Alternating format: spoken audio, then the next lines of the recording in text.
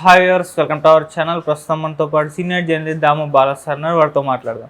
నమస్కారం సార్. నమస్తే సార్, వివేక హత్య కేసులో దస్తగిరికి ఊరట లభించింది అంటున్నారు సార్. నిందితుల జాబితా నుంచి అతని పేరుని తీసేశారు అంటున్నారు. ఎందుకు ఈ విధంగా తీసేశారు, మరి దీనివల్ల ఏం జరగచ్చు అంటారు సార్?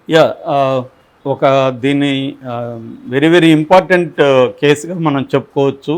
నాకు తెలిసి నేనైతే ఎప్పుడూ వినలేదు ఇలాంటిది.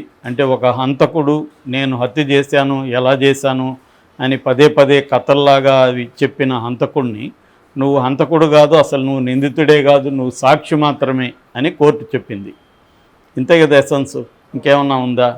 సో అతనే నేను హంతకుడిని, నేను గొడ్డలతో ఎలా నరికాను, చెయ్యి ఎలా నరికాను, కాలు ఎలా నరికాను, ఇవన్నీ చెప్పాడు.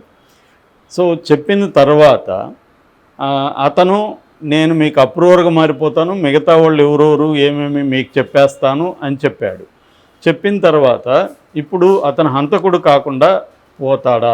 ఇది చట్టంలో ఉండొచ్చు, కోర్టు చెప్పుండొచ్చు. కామన్ పీపుల్గా మనకు వచ్చే డౌట్ ఏంటంటే, ఇప్పుడు ఒక ముగ్గురు కలిసి ప్లాన్ చేశారు ముందు ఒక అతను చంపాలని. అందులో దాంట్లో పాల్గొన్న ఒక అతను ముందుగానే వాళ్ళిద్దరికి చెప్పాడు, రే బాబు మన ముగ్గురు హత్య చేద్దాం, నేను అప్రూవర్ మారిపోతా, అప్పుడు నాకు శిక్ష పడదు, మీ ముగ్గురిని నేను పట్టిస్తా, మీ ఇద్దరిని పట్టిస్తా, మీరు జైలుకి వెళ్ళండి, దానికి సంబంధించిన డబ్బులు అవి మీ ఫ్యామిలీస్ అవన్నీ నేను చూసుకుంటా అని ఒక ప్లాన్ చేశాడు అనుకో ఒకడు. దీని ప్రకారం, ఈ లాజిక్ ప్రకారం ఇంకా హంతకుడు కాదుగా అతను, సాక్షి. సో అంటే డబ్బుండి నీ దగ్గర నీ డబ్బుకి లొంగే ఇద్దరిని పట్టుకోగలిగితే, నువ్వు అప్రూవర్గా మారిపోతే వాళ్ళిద్దరు మాత్రమే జైలుకి వెళ్తారు, నువ్వు బ్రహ్మాండంగా ఉండొచ్చు. అంటే ఈ లాజిక్ కానీ జనాలకి వెళ్తే హత్యలు పెరగవా?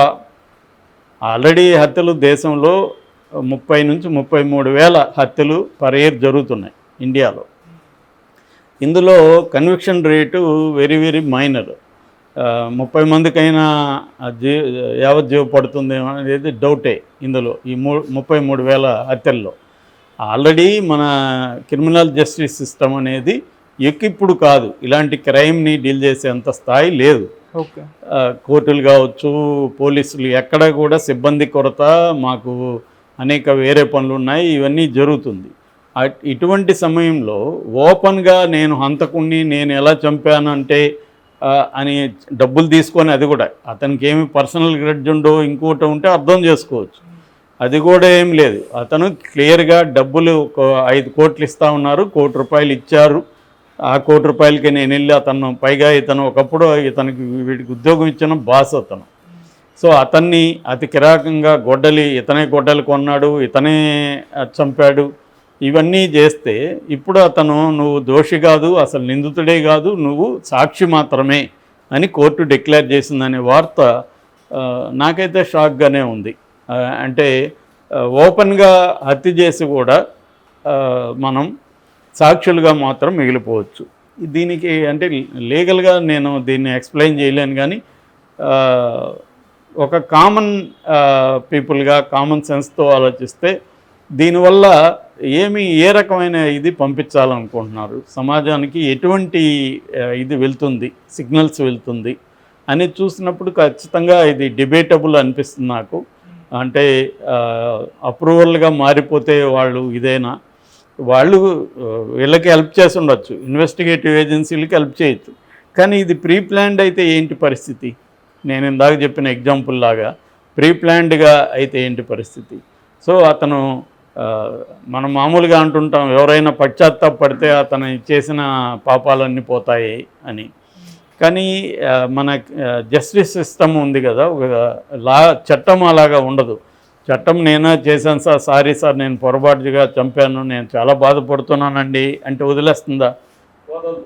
కానీ ఇటువంటి కేసుల్లో ఎలా ఇది సాధ్యం అనేది ఇప్పుడు చూడాలి, చర్చ. ఎందుకంటే అతను ఓపెన్గా దాని నుంచి హత్య చేయడం వల్ల అతనికి ఒక సమాజంలో ఒక ప్రెస్టేజ్ వచ్చింది, ఒక వాల్యూ పెరిగింది. దాన్ని కూడా ఉపయోగించుకొని అతను అనేక పంచాయతీలు చేశాడు, అనేక మంది బెదిరించాడు, కిడ్నాప్ చేశాడు ఒక అమ్మాయిని, ఇవన్నీ చేశాడు, కేసులు ఉన్నాయి అతని మీద. అయినా ఇప్పుడు అతను సాక్షి అయితే అతను ఇంకా రెచ్చిపోతాడు కదా. అతను అంటే నన్ను పోలీసులు ఏం చేయలేరు, ప్రత్యర్థులు ఏం చేయలేరు, కోర్టు ఏం చేయలేదు అనేది అతనికి వెళ్ళిపోయింది కదా ఇప్పుడు సిగ్నల్. అతను ఇంకా రెచ్చిపోయి పంచాయతీలు చేయడానికి గ్యారంటీ ఉంది. పైగా అతన్ని సపోర్ట్ చేసిన తెలుగుదేశం గవర్నమెంటే ఇప్పుడు ఉంది. సో ఇంకా అతను రెచ్చిపోయి రేపొద్దున అనేక క్రైములు చేస్తే దానికి ఎవరు బాధ్యత వహించాలి? ఆల్రెడీ అతని మీద కేసులుండి అతను మీద ఇబ్బందులు ఉంటేనే అతను రెచ్చిపోయి అనేకం చేశాడు. మనమే అనేకసార్లు అతను పంచాయతీల గురించి చెప్పుకున్నాం. మామూలుగా అతను ఫోన్ చేసి ఎవరికైనా ఎవరు సార్ మీరంటే దస్తగిరి అంటాడు. ఏ దస్తగిరి అంటే దస్తగిరి తెలియదా నీకు, వివేకానందం చంపినోడిని అని మాట్లాడతాడు. అంటే ఇది అతనికి ఇప్పుడు ఒక పవర్గా మారిపోయింది. తను చేసిన హత్య తనకి పవర్. చాలామంది రౌడీలకి ఇదే జరుగుతుంది. వాళ్ళు ఒక హత్య చేయగానే వాళ్ళ పవర్ పెరిగిపోతుంది. హంతకుడు అనగానే అందరూ భయపడి అతనికి భయంతో కూడిన అదే మన త్రివిక్రమ్ డైలాగ్ లాగా భయంతో కూడిన గౌరవంతో కూడిన ఒక ప్రేమ నటిస్తుంటారు. అలాంటిది దస్తగిరి కూడా రాబోయే కాలంలో అతను ఒక పెద్ద రాజకీయ నాయకుడు అయిపోయినా కూడా ఆశ్చర్యం లేదు. ఎందుకంటే కోర్టే అతన్ని సాక్షి, నువ్వు చట్ట ఇది కాదు, నువ్వు నిందితుడు కాదని చెప్పినాక సమాజం ఇంకా అందరూ కూడా యాక్సెప్ట్ చేయొచ్చు. రేపు పొద్దున అతను తెలుగుదేశంలో చేరిన ఆశ్చర్యం లేదు. ఎందుకంటే తెలుగుదేశం అతన్ని పెంచి పోషించింది దాని పొలిటికల్ అవసరాల రీత్యా. సో ఇప్పుడు ఇంకా కోర్టు కూడా అతన్ని నువ్వు దోషి కాదని చెప్పింది. మరి దీని మీద ఎవరైనా పైకోర్టుకి వెళ్తారా, హైకోర్టుకి వెళ్తారా, సుప్రీంకోర్టుకి వెళ్తారా అనేది చూడాలి. వెళ్తే బాగుండని నా ఫీలింగ్. ఎందుకంటే ఇది చర్చకి రావాల్సిన అవసరం ఉంది. ఇలాంటి కేసులు సమాజంలో కూడా వివిధ సెక్షన్లు చర్చించాల్సిన అవసరం ఉంది. అంటే ఎవరైనా ప్లాన్ చేసుకొని ఒక హత్య చేసేసి తర్వాత అప్రూవర్గా మారిపోయి ఇంకో హత్యలో పాల్గొన్న మిగతా వాళ్ళని పట్టిస్తే ఇతను దోషి కాకుండా పోతాడా, ఇతను నిందితుడు కాకుండా పోతాడా, ఇతను సాక్షి అయిపోతాడా అనేది తేలాల్సి ఉంది. ఇది కరెక్టేనా? ఒకవేళ చట్టం అలా ఉంటే అటువంటి చట్టం ఉండడం కరెక్టా? ఈ చర్చ జరగాల్సిన అవసరం ఉంది.